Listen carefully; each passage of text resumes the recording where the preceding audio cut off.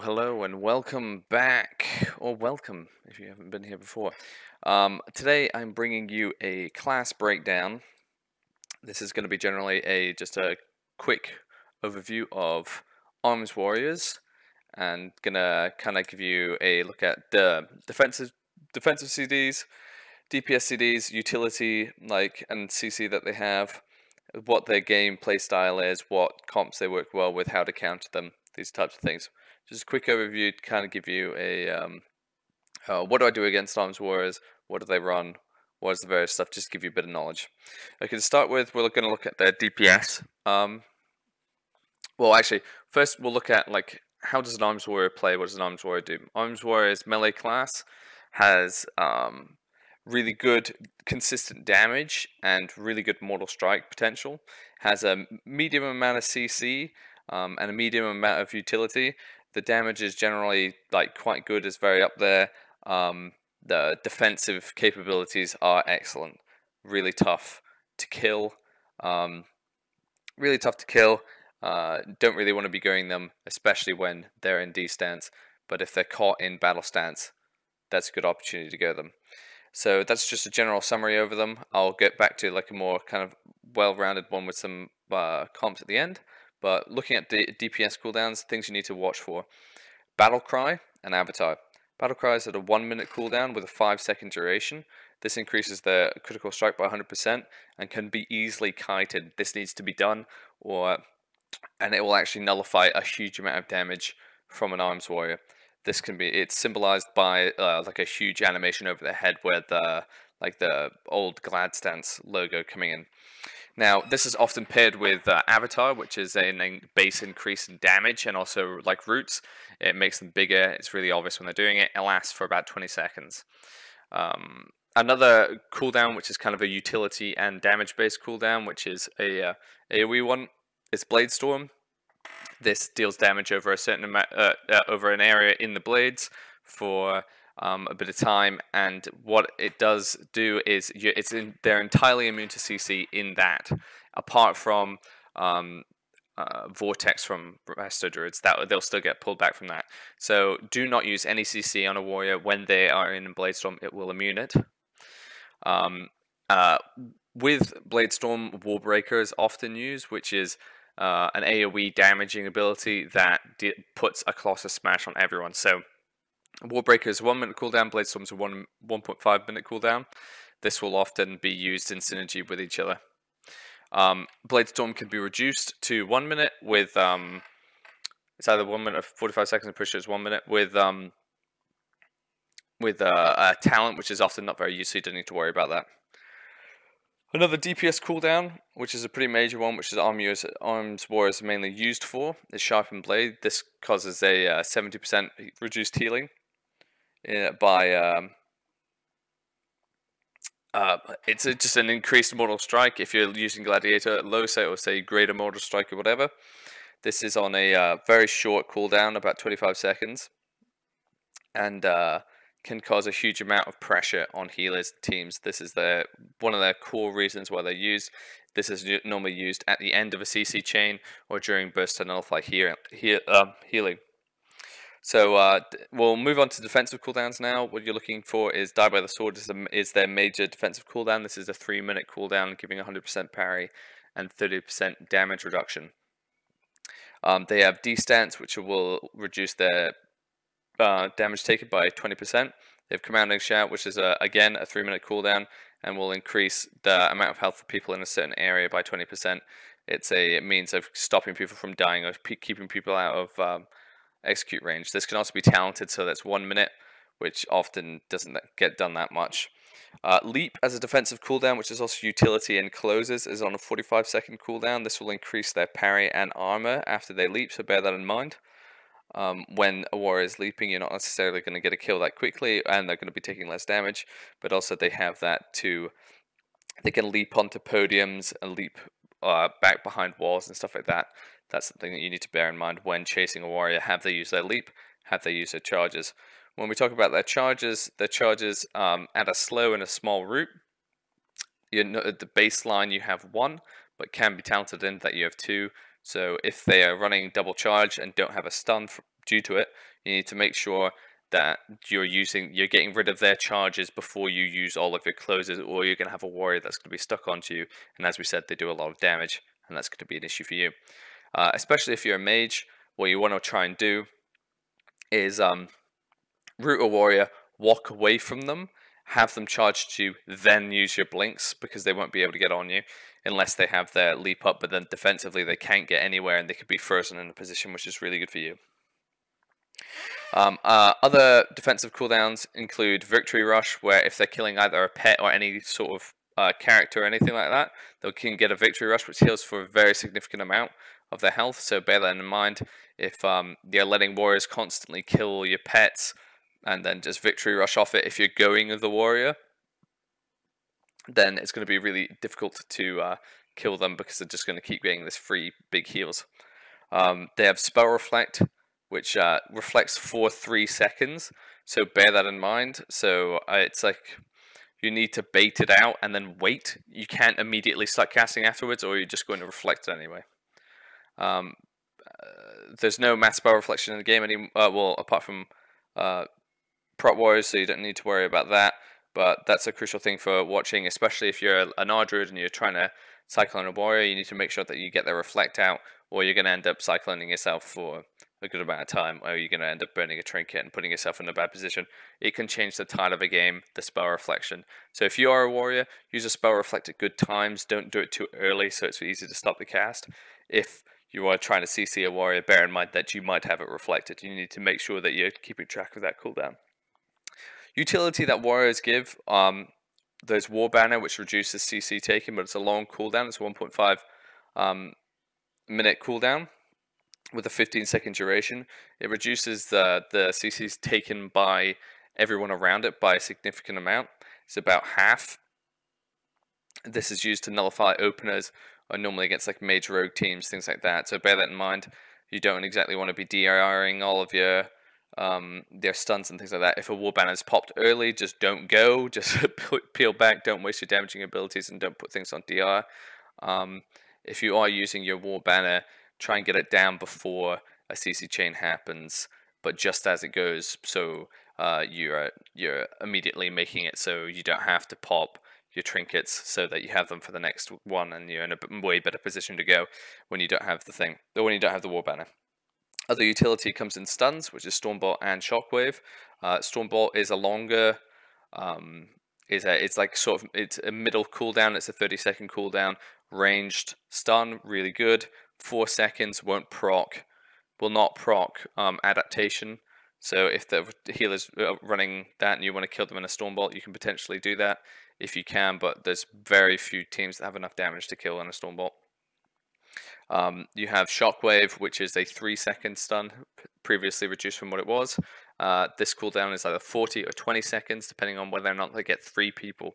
So if you're running as an arms warrior and you want to know, should I run Shockwave or should I run Stormbolt? If you're not going to be getting triple stuns, do not run Shockwave, unless you need to do it to peel, say, a turbo or something like that. But even then, you can get triples by getting elementals in and stuff like that.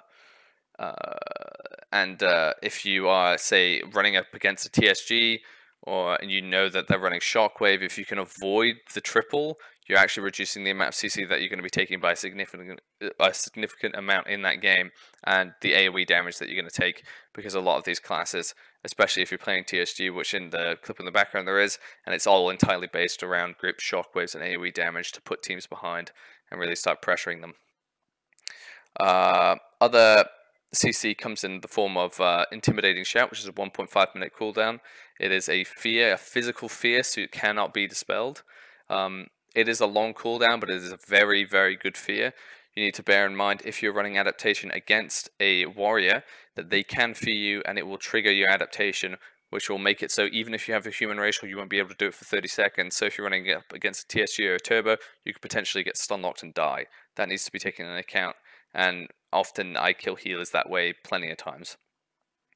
And the fear is the whole, it's the full fear, like 8 seconds, I'm pretty sure it is. Yeah, 8 seconds, and you will sit it and run into the middle of bloody nowhere, so watch out for that. This is often used in conjunction with leap and charge, so If you are an arms warrior, you want to save your leap and charge back in so you're not wasting the entire fear waddling around. But if a warrior looks to frame towards you for a leap fear, bear that in mind, maybe try and kite them a bit. If you can kite them when they're trying to get the fear on, it's actually really good. Wastes a lot of their time. Hamstring 50%, slow 15 seconds, melee range, deals damage, so it will break CC now. This is a really important thing to keep up on your target, or you're going to have issues with sticking to them. You really need to keep it on. For other utility, there is disarm and duel, which often isn't used which I don't personally use that much after the nerfs on it, because I really enjoy having a ranged execute, which kind of helps me secure kills on healers and other stuff. The duel reduces damage done from everyone else apart from the target that you duel by 50%, and all the damage that they deal to you by 50% additionally. This can harm your damage when you're trying to cleave, but it can also it also peels damage quite well. But it being only 6 seconds and also being a minute cooldown, it doesn't actually do that much.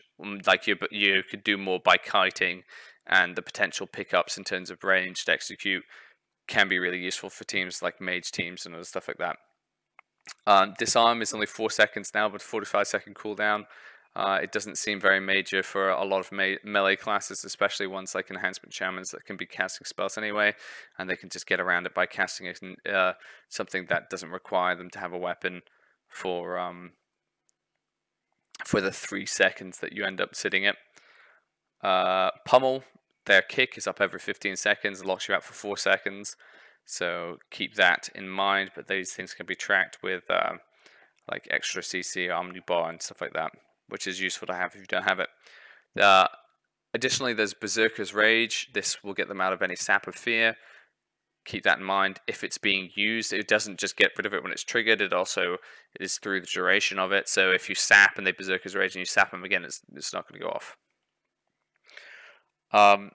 So to summarize it, a warrior is a poor target to go on, but can be swapped to once they change from defensive stance to battle stance, as they are locked out of changing stance for 10 seconds. Bear that in mind. Execute is really strong at the moment. A lot of consistent damage from an arms warrior. A reasonable amount of CC if used correctly.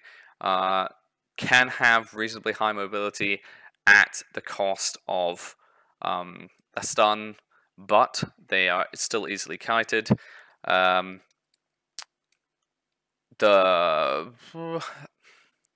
think that's about it. To look at comps, good comps that are really strong for arms warriors at the moment is WMP, WMD. That's Warrior Mage, Pally, or Druid. These you can run them in any different way that you want to. They're all fairly effective, but the best one for an arms warrior is Warrior Fire Mage. Turbo is very good. This is Warrior Enhancement Shaman, based around burst and getting CC out and a healer for a lust damage combo with Sharpened Blade out of it. Really, really good pressure. KFC, really good comp. Lots of CC, really high damage, and again, the Sharpened Blade is a very good asset in that. TSG, some TSG gameplay in the background, really good setups around Grip Shockwave. That's if you're running it with Frost, or Stormbolt and Asphyxiation if you're running it with Unholy. With Unholy, you get a lot of consistent damage, a significant amount of dampening, and Mortal Strike, which causes teams to eventually flop over. You can also play Arms DH, which is a very bursty comp based around meta. So every other meta, like every meta's battle cried, but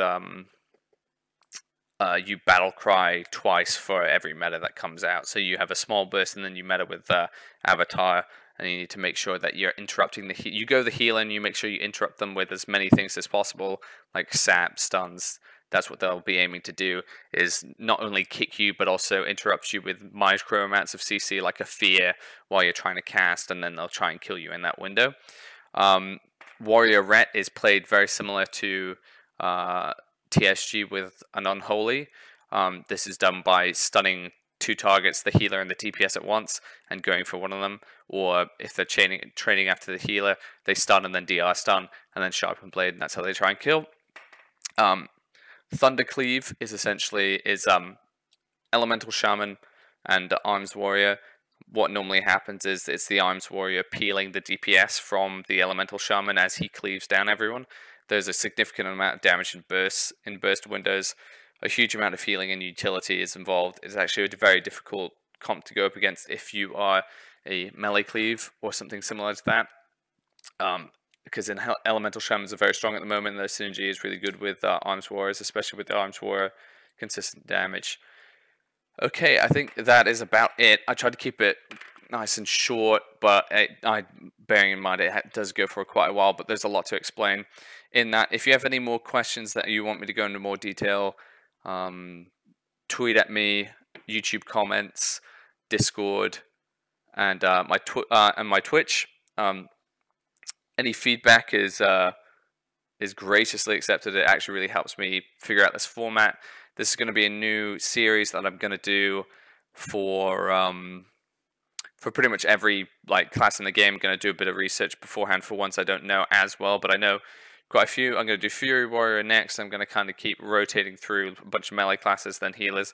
If there's anyone that you want me to do specifically quickly, ask me and I'll get onto it. I apologize for the frame rates and stuff like that in the back of a few of these. I was having some issues when recording a few of them, and it caused me to lose a couple of games. But I appreciate you all. Thumbs up if you did, if you liked it. Thumbs down if you didn't. Let me know exactly how you want this format to be. I hope this is helpful. Peace out. Hello there, and thanks for watching my video. Make sure to subscribe if you like what you see, and like if you liked it, dislike if you don't. Please comment to let me know what you want to see in the future, and make sure to come tune in and watch me on Twitch. I'm live from 12 AM or 12 midnight GMT for normally about 6 hours, playing a whole bunch of games. Hopefully I'll see you there.